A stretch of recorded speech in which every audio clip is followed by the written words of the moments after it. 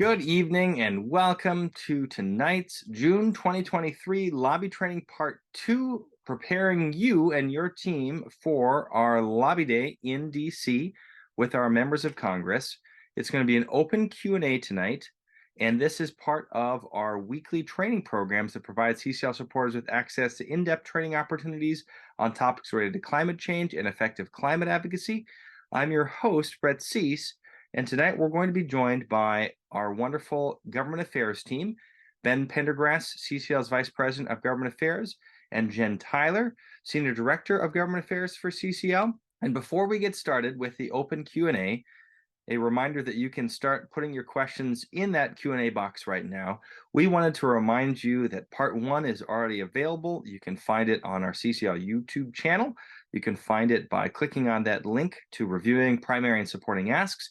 You can also search for primary and supporting asks, as well as Ben or Jen's name in community. It should be one of the top hits. One note we wanted to share right off the bat is that primary and supporting ask documents, those one-pagers we've all come to know and love, will be uploaded to CCL community by the end of the week. That's May 26th. We're going to make sure to have the proper time to upload and update those, and you'll have them well ahead of our lobby meetings. And a reminder again that we will post tonight's training on YouTube by tomorrow afternoon. We also want to share that the lobby meeting plans for you, if you're a liaison or a lobby meeting lead at this point, are extended. The deadline now is June 2nd. We are using them as a guide to solicit, discuss, and prioritize everyone's ideas for the lobby meeting. By no means do they need to be fully followed if you are going to be in DC, but there's a way for you to work through some of those appreciation, your primary goal, your supporting asks, open-ended questions to really help prepare ahead of time what you think is going to be for a productive meeting. So you can find all that planning guidance on the Planning Your Lobby Meeting training page, and there's a link in the chat I've just put to where you can both find the actual meeting template as well as where to submit them online. And at this point, again, if there is a primary liaison attending, but they aren't going to be in DC, you can make sure to coordinate with them to designate somebody else to also send and communicate with that liaison to have that communication loop be open. So with that, though, I'm going to pass it to Ben to share a quick review of our primary asks.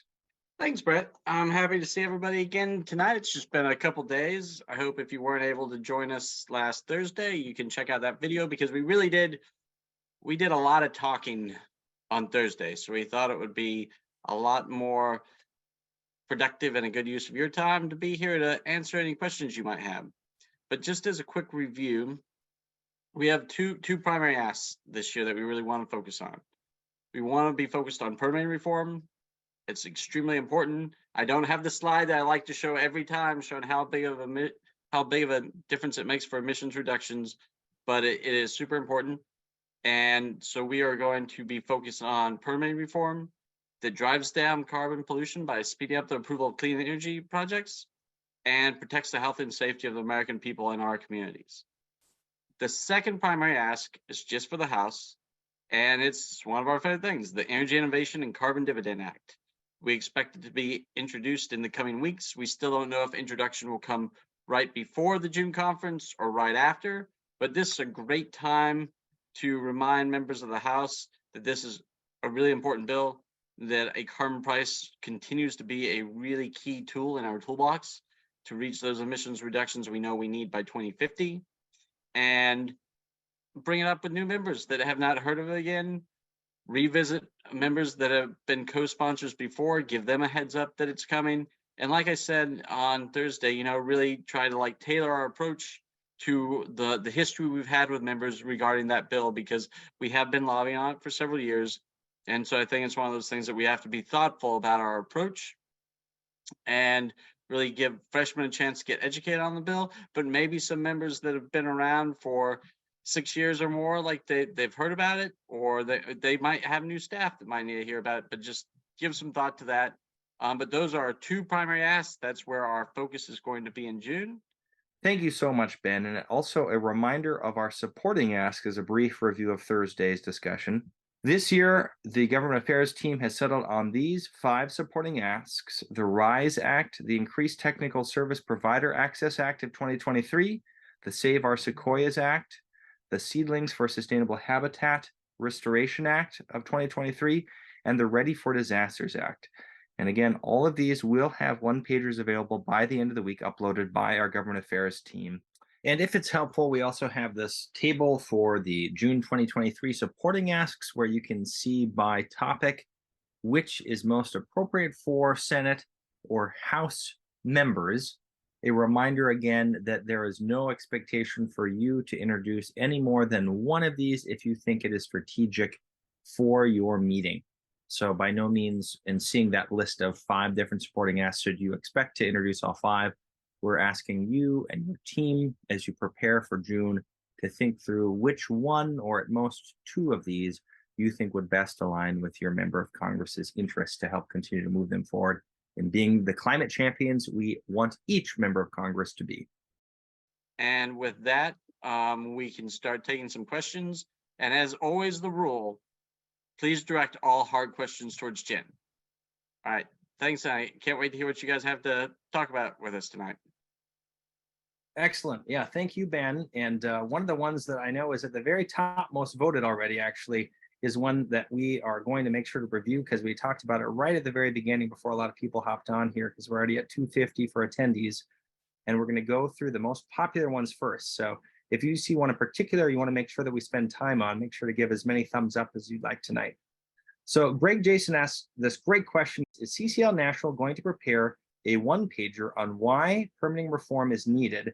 The ask is clear, but supporting information is needed to drive a lobby discussion. Amen to that, Greg. No, absolutely. We will have an ask sheet that should be up by the end of the week that lays out a concise message on permitting reform.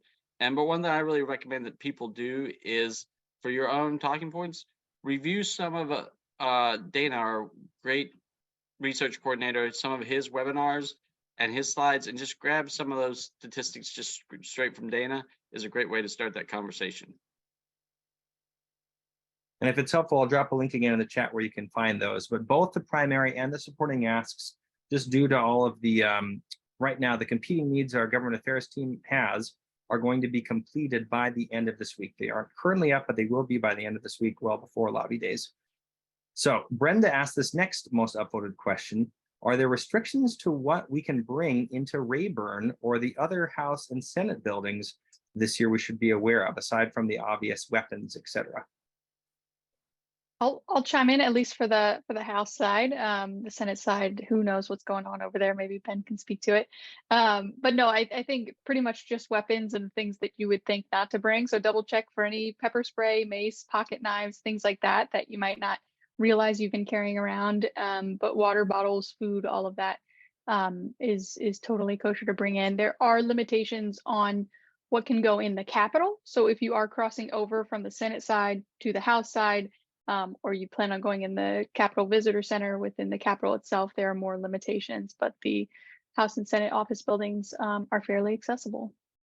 That yes, everything is back to normal in Congress, as normal as Congress can be. So everything you remember about pre-COVID, it's the same thing. You don't need to be escorted. You can just walk into the entrances. The only thing, and I think this is still correct, Jen, you notice there's some doors that aren't open. Still, they still are having some staffing issues. So you might be prepared for like slightly longer wait times.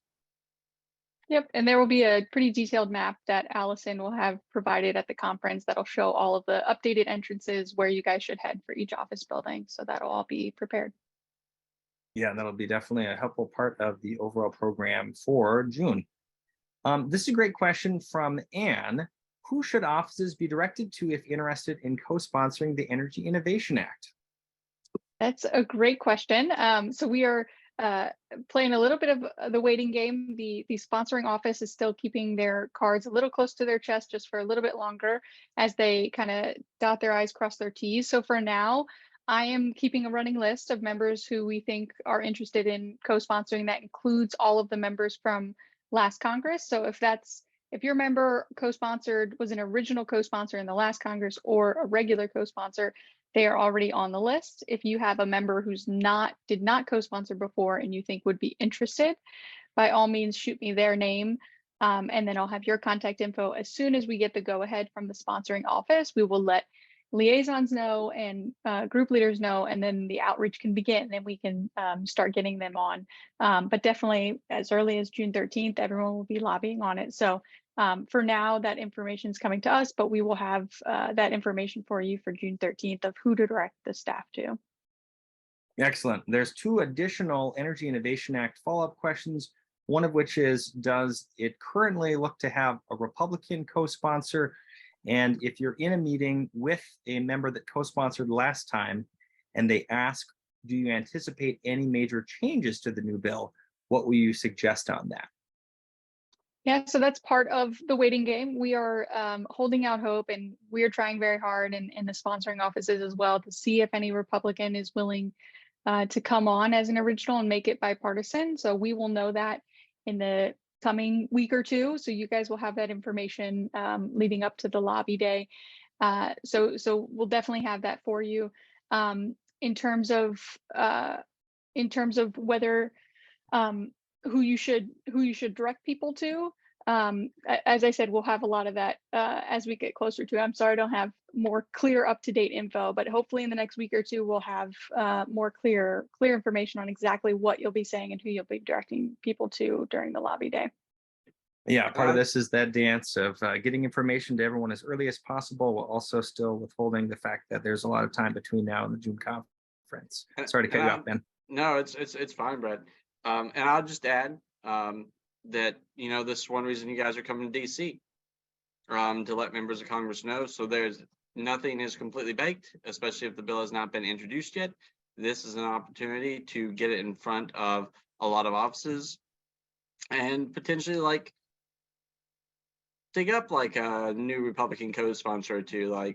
You guys do great work on these things, and so this is one of the reasons we come to DC. You guys are the main force behind CCL, so we'll be looking forward to seeing what things you guys can shake loose from the tree. Here's to that. All right, here's next 2 questions, both on permitting reform, both a little bit were touched on last week, but maybe we can expand that. Phil asks, what key components of permitting reform are really those that make a difference in speeding up the process? And building on that, Jeff asks, how will CCL advocate for solutions in permitting reform that minimize fossil fuel emissions impact? No, that's a great question. Now, I mean, everybody wants to have all the specifics. And one of the things we talked about on Thursday is right now there's a whole bunch of bills floating around up there.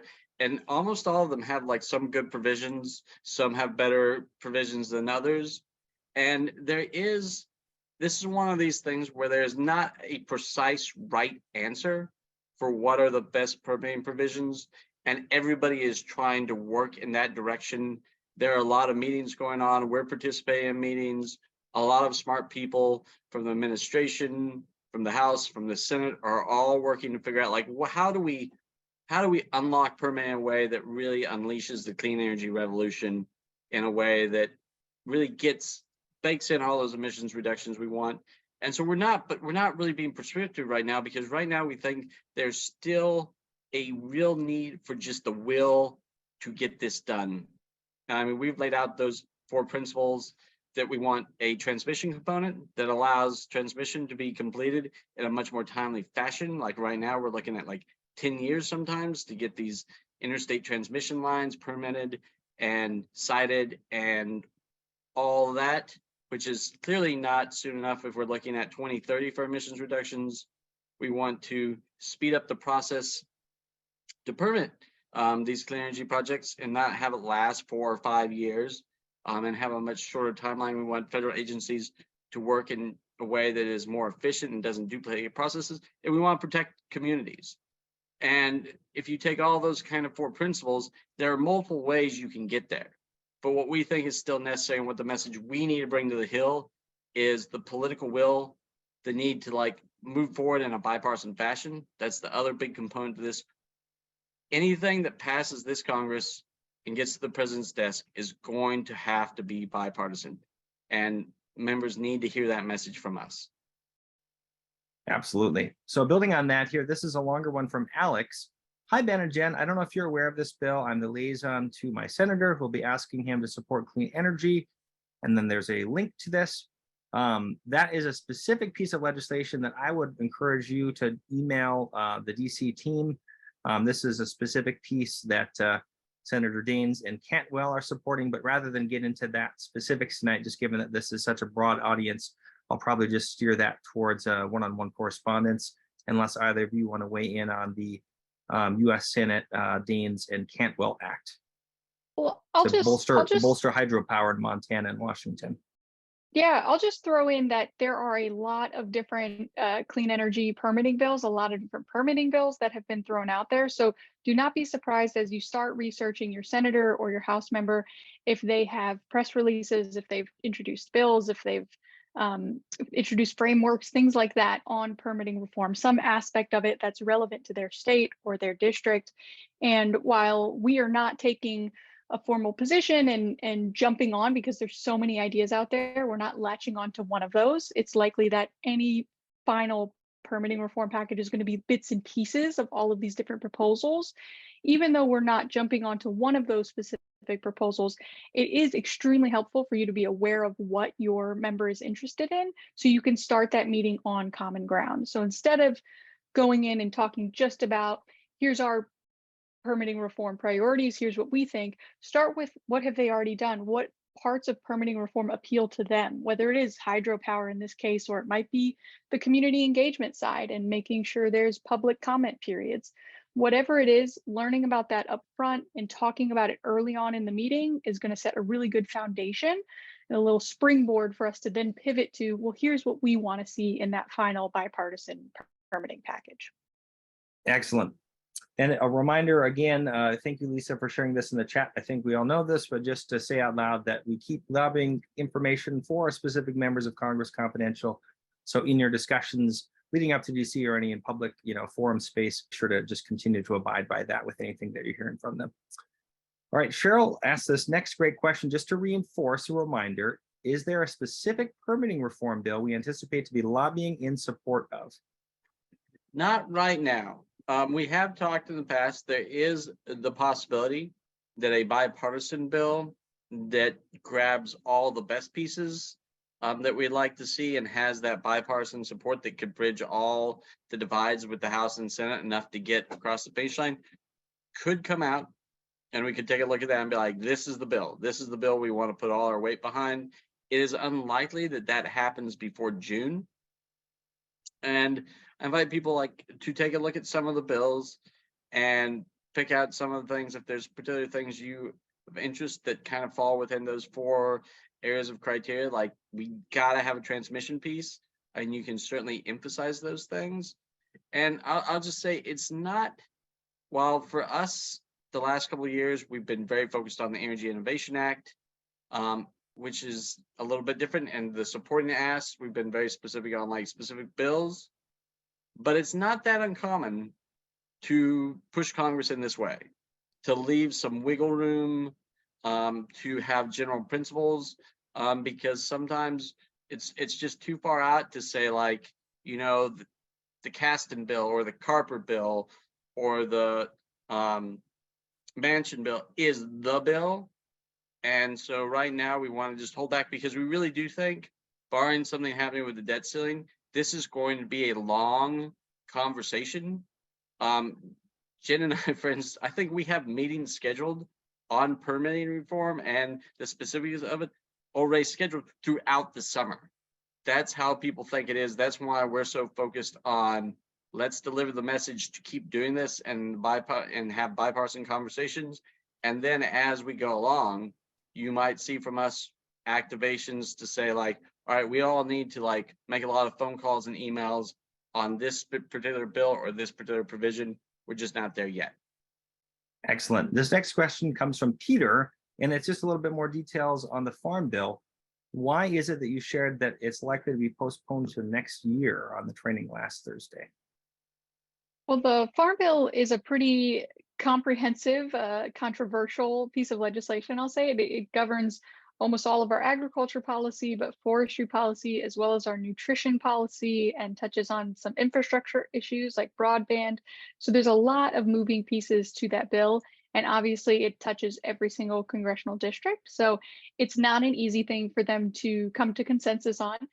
The sticking points traditionally, and I think that's largely what's happening now as well, are the nutrition pieces. So thinking of SNAP and other food programs, there's factions who want to cut them or change them, add work requirements. There's factions who want to expand them, broaden them.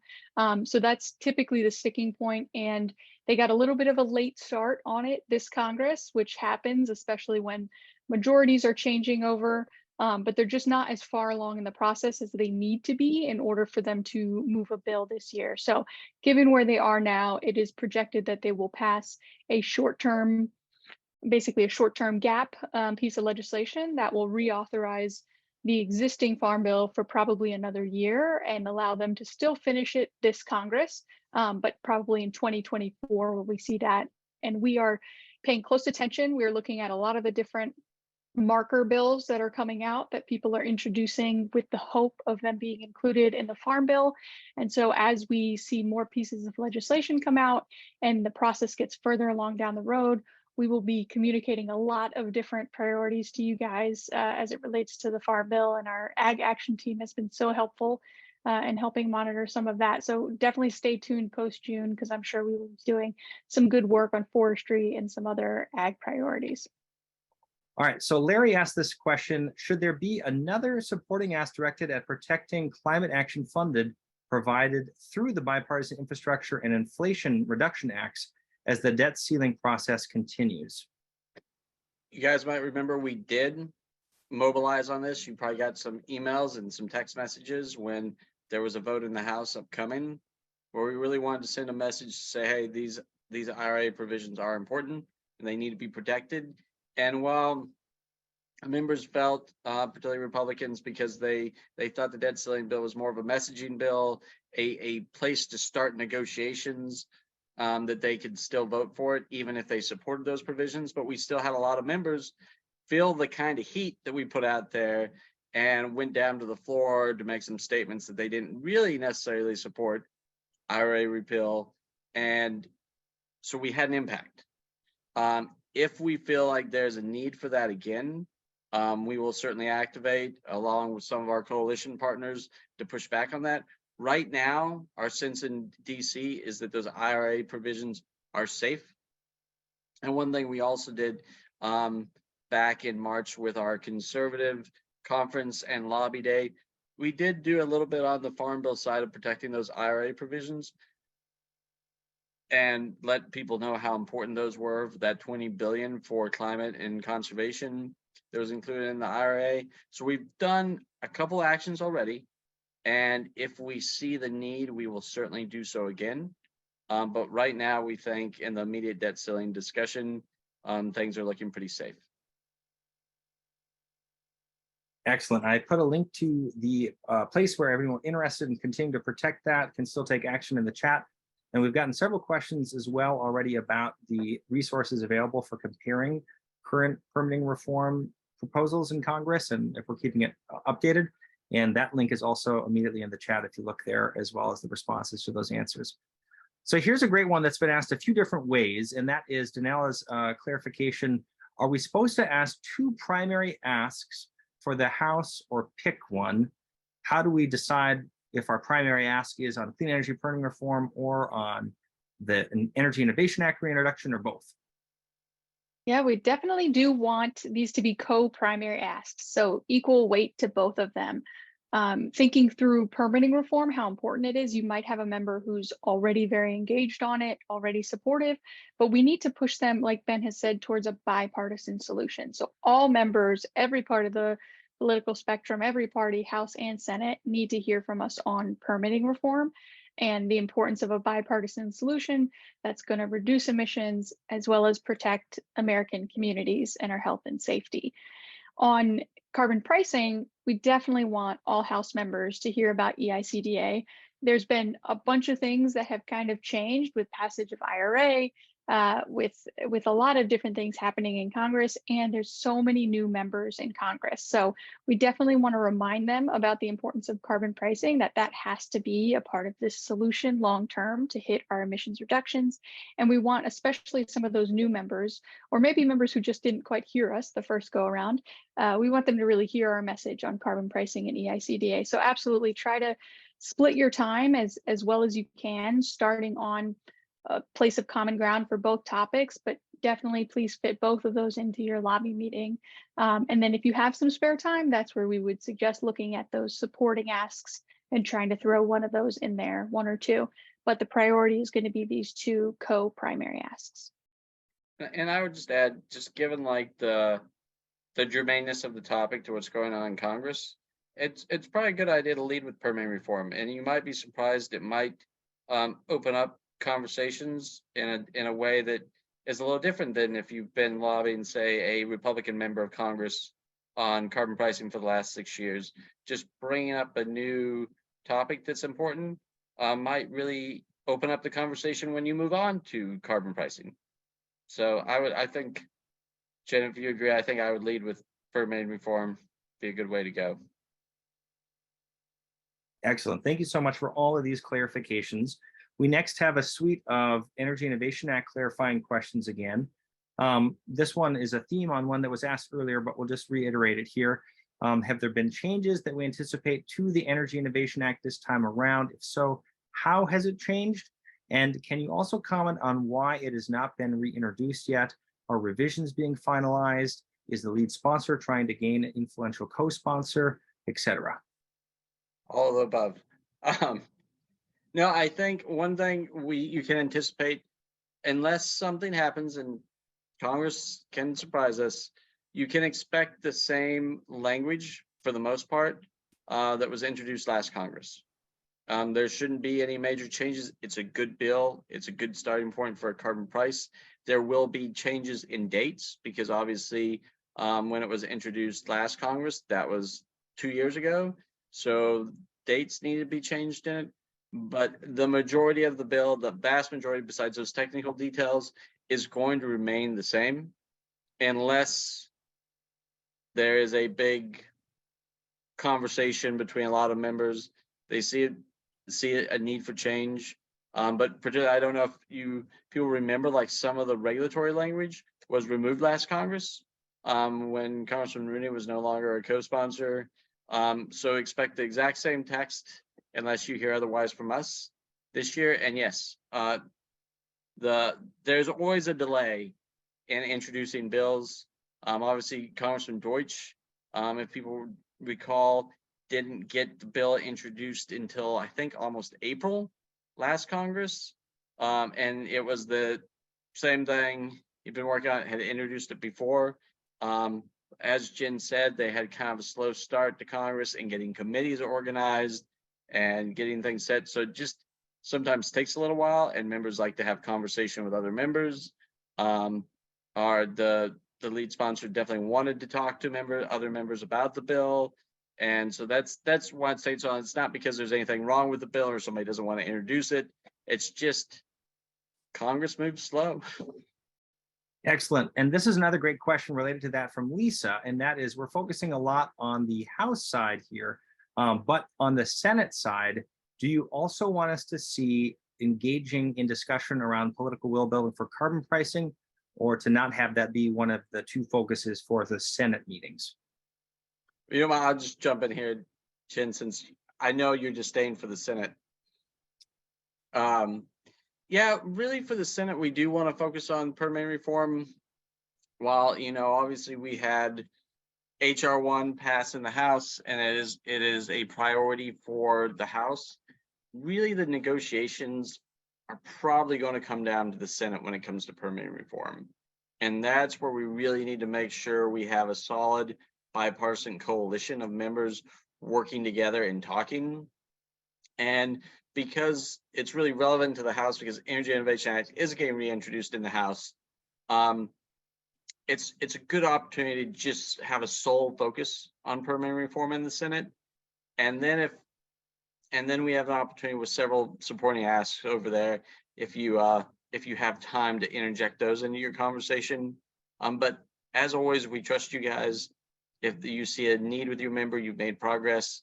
It's always worthwhile to remind members that we still think a carbon price is a really necessary component to climate policy. Excellent. And last thing on the Senate side for carbon fee and dividend, in your estimation, it seems highly unlikely that there will be a Senate equivalent bill introduced by the time we get to DC, correct? By the time we get to DC, certainly.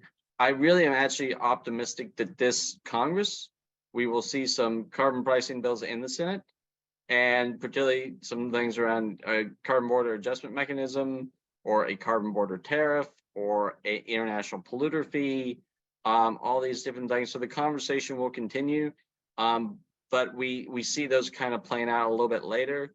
And so we want to be focused on what's right in front of us with permit reform. But believe me, we will be talking about it in the Senate, I'm pretty sure, before this year's over. Good news of a harbinger to come. Thank you. All right, so this next one is curious about how much CCL or others that are in this space are also working with other organizations, like the Climate Leadership Council, for example, on getting Republican co-sponsors for the Energy Innovation Act.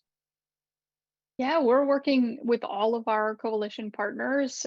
We were fortunate to form a pretty strong coalition with a bunch of different groups, including CLC, during the IRA and our big push for carbon pricing, and how mobilized all of you were. The tremendous volume of calls and emails really helped. So that coalition is still going strong and now is turning its attention to current bills, including EICDA. So absolutely a lot of coalition work going on our end here to try to support you guys as you go into your lobby days. Do some extra nudging to push your asks forward. And you'll see in the June conference, if you can make it, you'll see a lot of our partners up here in DC will be joining us in June in breakout sessions and in the main sessions as well. So you'll get to hear directly from some of those folks. Excellent. These are all so helpful. Thank you all so much for asking such great questions. We're about halfway through. Here's the next question from John in Wisconsin. Do any of the permitting reform bills that are circulating include mining permitting for metals needed for the clean energy transition related to Dr. Adam Simon's presentation? There are a lot of bills out there, and some of them do contain things around minerals and mining. But you said there's no one that we centered on, but certainly HR 1 has some stuff, and some other members have introduced standalone bills relating to mining. So there's definitely some, like, let's call it legislative dialogue out there on the issue. Excellent. And if you want more of that conversation, I know there's a robust discussion happening in Nerd Corner too, connected to that. All right, so Bernard asked this great question. Why wouldn't we lobby Republicans for a CBAM instead of Energy Innovation Act, since CBAM seemed bipartisan and that's been a focus of ours in prior lobby days? I said direct all hard questions towards Jen. I'll jump in. Well, one reason, no, I mean, yes, you have a good point. We have, I'll always remind people that last June, one of our primary asks for Republicans was take a look at a CBAM, and several of them have. And that's why we expect some CBAM legislation to come out. But we still think we need a carbon price. And while it could be really beneficial to have a CBAM standalone bill to lower international emissions and even put some pressure on our industry to lower emissions, it's still, Energy Innovation Act is a good bill. It's coming out. It's very germane. None of the CBAM bills have been introduced. You guys always have the leeway, especially when talking about the Energy Innovation Act, to emphasize the border adjustment side of it. And the fact that the EU is going to start collecting information on the carbon content of imports starting this October, if I recall correctly. And so you can definitely frame the conversation around a CBAM while you're talking about the Energy Innovation Act. Jen, do you want to add anything there? I'll just throw in that a lot of this is just trying to be as strategic as we can, knowing how influential you guys are. We want to make sure you're using your time to the best of your ability because you're so effective in those lobby meetings. And it is precious time since we've got two big fly-ins or two big lobby days every year. So we did, we have asked folks what would be helpful. And right now, the CBAM conversation is not in a place where it really benefits from added pressure from grassroots. There are offices, like Ben has said, who are working on it, who are engaged, who are planning to introduce different bills. So it's not in a place where we need to push people necessarily to drop these bills or to work on them. It's kind of just waiting for their timelines to speed along until they have a product. And then we can start pushing people and mobilizing behind some of these things. But it's just not the best timing for that. And instead, that's why permitting reform and EICDA are much more timely asks that I think will be just so much more beneficial, and we'll get a lot more bang for our buck lobbying on those. Excellent. These are all so helpful. To now ask this next question specifically about what typical opposition arguments might we see from those identifying on the progressive left regarding permitting reform, and what might be a good response? I can start. I'll throw out a couple of oppositional arguments, and then Ben, maybe you can fill in where I lack.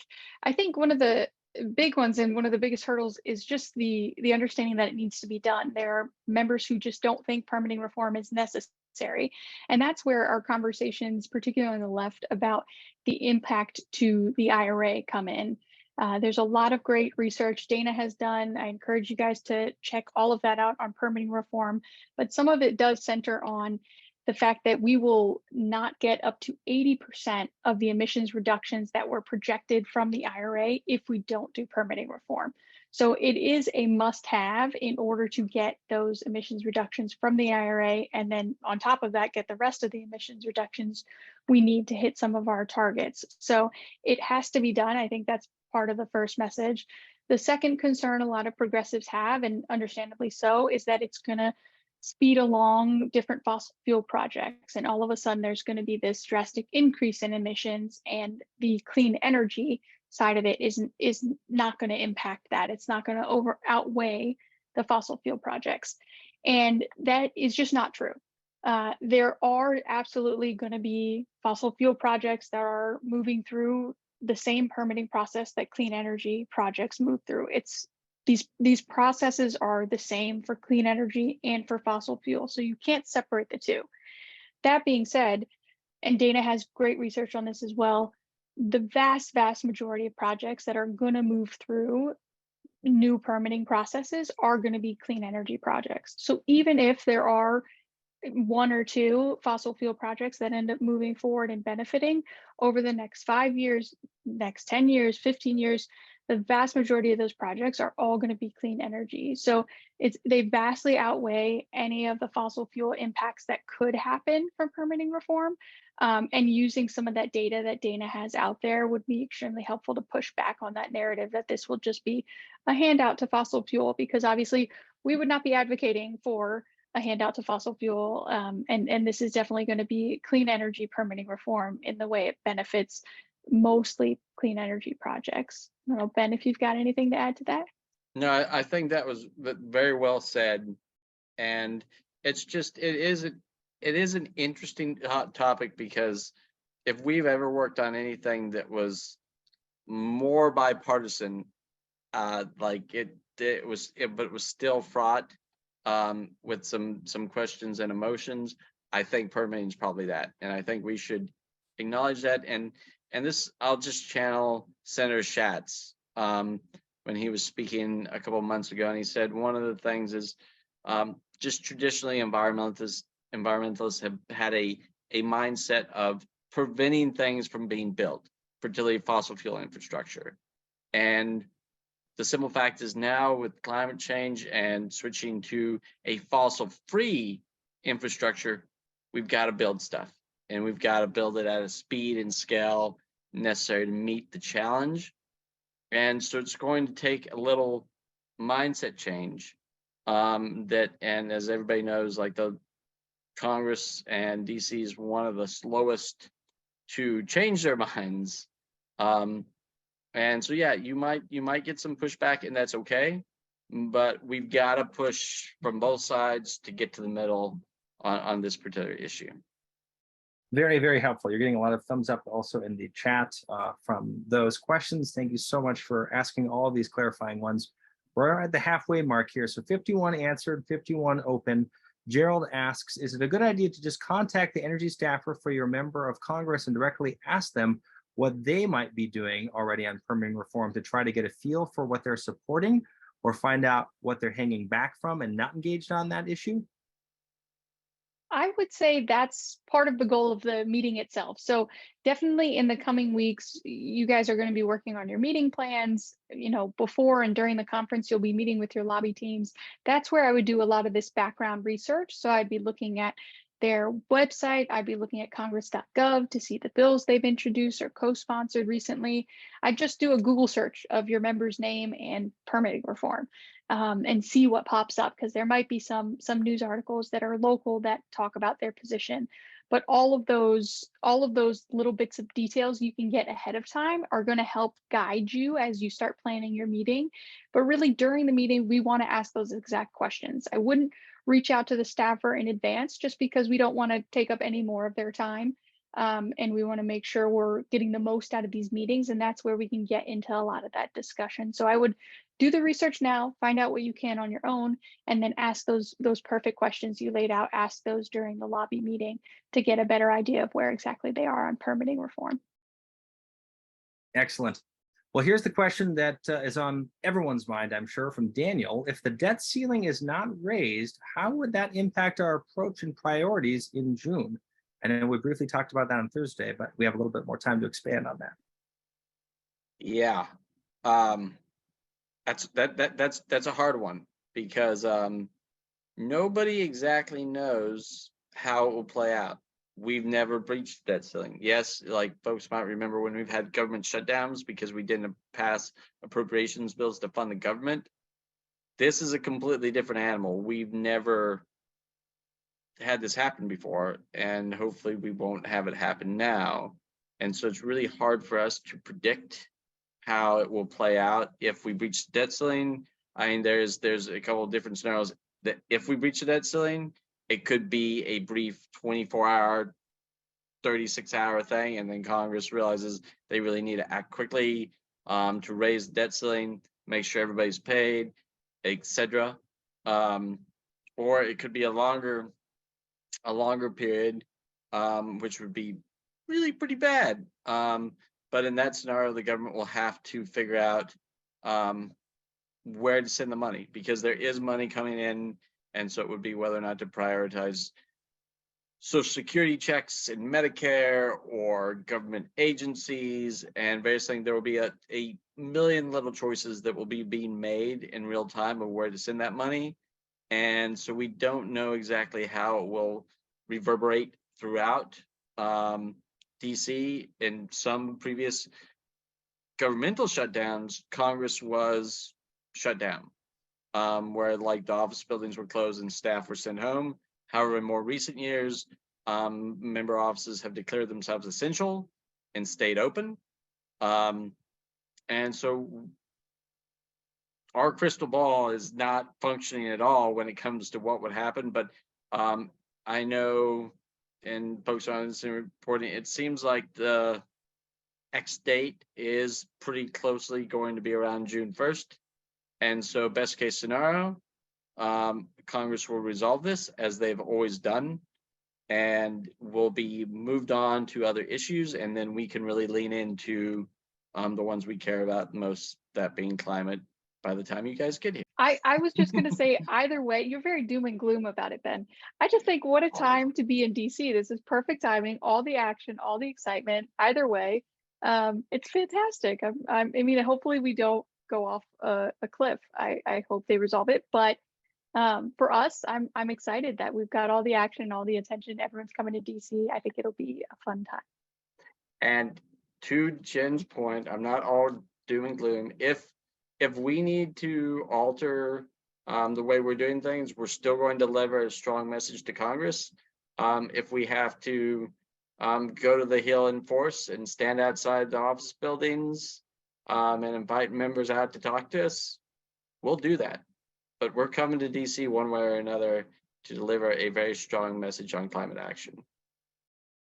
Here's to that. Here's a question from Bernard about the Forest Act. Can we talk a little bit more about why that wasn't a supporting ask yet? Does it have to do with the fact that it wasn't reintroduced yet, or is there anything else going into the calculus? Yeah, we are waiting on reintroduction. There are some targeted efforts, and we're a part of a big coalition here of groups that are supporting the bill. There's some targeted efforts to get more Republican support for the bill, particularly on the Senate side. But yes, we are awaiting reintroduction. As soon as we've got more information on when that's coming and timeline, we'll absolutely let people know, and then we will be building support for that bill. It's just not quite the right timing for that one yet. And I just want to say kudos on that bill to a lot of you that have lobbied on it. It has been impactful.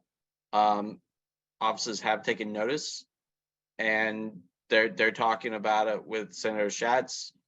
And so, like, the previous conversations you've had on the forest bill have really had an impact, and it will be something we'll, as Jen said, we'll be talking about more once it's reintroduced. Thanks so much, everyone. A big shout out to all the help also for everyone that's sharing in the chat, especially if you have a question that you think would benefit from the wisdom of the crowds. I know we've got a lot of friendly chat angels tonight, so you're welcome to put anything there. Seeing a lot of love and support from each other in that shared wisdom space of all 256 of us on the line here. So we've got 10 minutes left, and we're over halfway through all the questions, so we'll do our best to get to what we can here. The most upvoted one currently right now comes from Phil, and it's more of a comment at first and then a question on clarification. We could really use more direction on the key components that matter on permitting reform. Right now, it seems we are not providing enough substance to our primary ask in great detail to the amazing detail we provide in the Energy Innovation Act. Yeah, no, that's true. And like I said, it's a different animal, this one is. And we will see, you have to almost go back and remember, as a lot of us can, some of us can't. I don't know if I can remember last Tuesday sometimes, but back before the Energy Innovation Act, we had a very general ask around carbon pricing. We want there to be a steadily escalating price on fossil fuel emissions. We want there to be a dividend, and we want there to be a carbon border adjustment. And those were the principles we went out and lobbied. And eventually we got a bill that incorporated those principles. But sometimes you start from a more general place and get to a more specific place. And we're just in a different point in our timeline than we are from the Energy Innovation Act. But expect, as this conversation proceeds, for there to be more specifics. And it's been a really fascinating process, as you know, Jen and I have been in rooms talking to people and gotten with really smart people. I said before, like, people don't necessarily have all the answers. There's about 2,000 people, I think, in DC right now working to figure out the answers to some of these questions. And so that's why we're still really focused on the big level. Let's work on it. Let's make it bipartisan. Let's make it effective and protect American communities and households while we're doing it. And I'll admit, like, it feels a little bit different to not be able to say, like, this specific bill with all these details. But we have to be comfortable in all these different spaces to be effective. And hopefully we get permitting reform done in the next 12 months. And then we move on to the next most important thing, work on in climate. And so this will always be an evolving process as we work and you guys work. And, you know, you're really the most impactful part of the CCL team. And so we're just going to see this evolve over the next years as we all work together to really address the climate crisis. And I'll just throw in that we have talked to a lot of our climate champions on the Hill who are just so excited for us to be on the Hill talking about permitting reform. They are working through some of these nitty-gritty details with their counterparts on the other side of the aisle, and trying to come up with a final solution, but really have stressed to us that there is a void of environmental, climate, activists who are willing to speak out on permitting reform and advocate for a bipartisan solution that's going to reduce emissions. So we are filling a really big void that's really going to benefit some of our allies on the Hill who are working towards this final package. So even though we're not talking about, like Ben said, some of these line by line details, just having our voices heard on that level is what's needed right now to get this moving, to steer it in the right direction so it is benefiting clean energy and ultimately get it across the finish line. Well said, Jen. Here, here. Our next most popular question remaining comes from John about a concern that prioritizing community input in permitting reform might open the door to NIMBYism. I know that we're going to have a chance to talk to Bill McKibben specifically on that, given his recent Mother Jones article. But do either of you, he's the June CCL National Call speaker, but do either of you have thoughts about this? You know, we have to have community engagement. You know, people have to have input into what's happening in their communities, and people most impacted need to have a voice. I don't think we want to back away from that as an organization, and we just want to do it in a way that makes sense. That you know, having a voice doesn't necessarily mean holding something up for 10 years. What I've said, and I continue to say, hopefully through this process, we get to somewhere where communities are able to have their voices heard in a meaningful way that benefits the project, them, and the outcomes. We get to a yes on good projects much faster, and we get to a no on bad projects much faster, which that also benefits everybody. Like, this is in no means a rubber stamp for any energy projects, whether it's fossil fuel or clean energy projects, because there's concerns around all these things. But there's no good outcome if you cut community engagement out of our current permitting procedures or environmental reviews. Like, the people that live there need to have a say, but we just need to do it in a more efficient manner. And hopefully, ideally, early community engagement can lead to better outcomes for the communities themselves and a better understanding of projects, and be beneficial to the timelines to get some of the good projects we want to see go through happen. Jen, do you want to add something there? Yeah, no, I think that was perfect. I'll just add one argument I've heard when someone pushing back against a Republican lawmaker who was concerned about this exact thing, that if you strengthen community engagement, aren't we just slowing the process down? Because a bunch of people will say, I don't want that in my neighborhood. The pushback came from an environmental lawyer who said the vast majority of community engagement right now is not working. It's unsuccessful. They're not being heard. They don't have access to even submit their feedback, whatever it is, or the timing by which they are submitting it renders it pretty useless. The project has either already moved forward or has been changed by the time they're able to put their feedback in. And so instead of this community engagement happening early on, being seriously considered and then acted upon by the agency and the project sponsor, what's happening is those are ending up in litigation, and that just drags on and on and on. So we have a broken community engagement process right now that's leading to years and years of litigation. If we can reverse that and have a successful community engagement process, reduce the litigation, ultimately we are really speeding up this timeline that would really outweigh any concerns about NIMBYism. It would be really drastic. So that's just one argument I've heard that seemed relatively effective. And I'm super pumped. Congressman Peters, I just promoted him because of how much I esteem his opinion, will be joining us in June at our reception to talk about some of these very issues. And I think Congressman Peters is very eloquent and intelligent in the way he approaches them, and he gets into this a little bit. So I think that will be kind of the icing on the cake to hear from Congressman Peters at our Tuesday reception. I'm very, very excited about that too. These are all so helpful. Thank you all. We only have time for 4 last questions here with 4 minutes remaining. And this one comes from Matt. What is your best argument for why carbon pricing is still needed beyond the Inflation Reduction Act? I've got a couple of helpful blogs I can put in the chat. Anything else in addition to citing some of our research team's efforts that either of you two would like to include? I mean, I think certainly, like, I just need to carry that chart around with me all the time with like the big red and blue wedges on carbon pricing, permanent reform, and these things.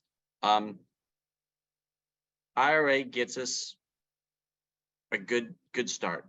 We're hopefully on a downward trajectory. You add permanent reform, it speeds that up. Permanent reform also helps the effectiveness of a carbon price when it is implemented. We have a lot of trading partners that now have a carbon price, and the EU in particular obviously is going to have their carbon border adjustment. We'll have Canada potentially at some point. All these things still speak to the need for a carbon price to get us all the way there when we're looking out to 2050. And I think that's what we just always have to go back to. We have to look at the reductions in emissions we know are needed. And it's really hard to make the math work unless we have a carbon price in place at some point along this trajectory. But every emissions reductions we can achieve through other means, we should grab those. And because we don't want to come in at the last second, right? Like, I mean, we don't want to be like at 2050. We want to win this race with some time to spare. And so I think that's a really good, but why we continue to push for a carbon price, because it's still a really important tool in our climate toolbox. Excellent. Thank you so much. This question comes from Trevor. If your member of Congress is already a champion for carbon pricing and permitting reform, do you have a recommended primary ask or meeting focus? I would definitely, if you know they're going to co-sponsor EICDA and you're not too worried about that lift, we'll still put the plug in for it. But I would focus more on permitting reform. Even if they're a champion of permitting reform, we need to understand exactly what are they a champion of. They might be a champion of certain pieces of permitting reform, either cutting the red tape, speeding up the process, or of the community engagement side. We really want to push all members. A lot of them are in favor of permitting reform, but we want to push them towards a bipartisan solution and then stress our 4 priorities that we need included in any final package. And that's all included in our talk last week that we did, and it'll be in the ask sheet as well. Excellent. Well, we are at time tonight, so I just want to thank especially Ben and Jen. Thank you so much for all of your availability. We cruised through over 70 questions in less than an hour. And I also want to give a huge shout out to everyone that made it tonight, all 250 plus of us. We really hope that tonight's focus on just being able to speak more specifically to your questions is helpful. We do want to remind people that we have all trainings available on the community as well as YouTube. So we are posting. We also have a wonderful reminder of our preparing for the 2023 conference and lobby day training. I'll put a link to that in the chat again, where it details all of these timelines and the links to trainings, whether you can make it live or see the recorded version at any point. Please feel free to continue to check those out at your own leisure. A reminder that we do have a Q&A session tomorrow night for especially new volunteers, first timers that are coming to DC. And on Thursday, we have our transformative power of constituent advocacy training that's really going to dive into reminding us of the power that we all have in meeting with our members of Congress as representatives and constituents. So at this point, I'm going to unmute all lines since we're at time, so all of us can say thank you to Ben and Jen. If you need questions after tonight, you can simply go to cclusa.org/forums. And we look forward to seeing you in June online, in person, either way. Thank you all so much for being here. And the lines are unmuted so we can all sign off and say thank you as we leave. Thank you, everyone. Thank you, guys. Really appreciate you. Thanks, Brett. Thank you, Ben and Jen. Thank you so much. Thank you for listening to this episode of Citizens Climate Lobby's training program. You can tune into more episodes anywhere podcasts are available.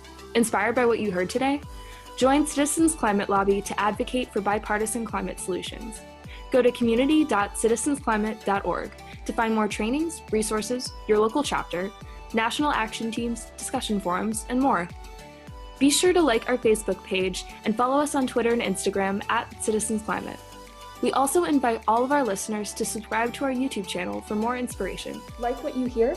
Recommend us to your friends and make sure to give us a 5-star rating. It helps us show up on other listeners' feeds. Feel free to pass on any suggestions for future episodes in the comments as well. And together, we are creating the political will for a livable world.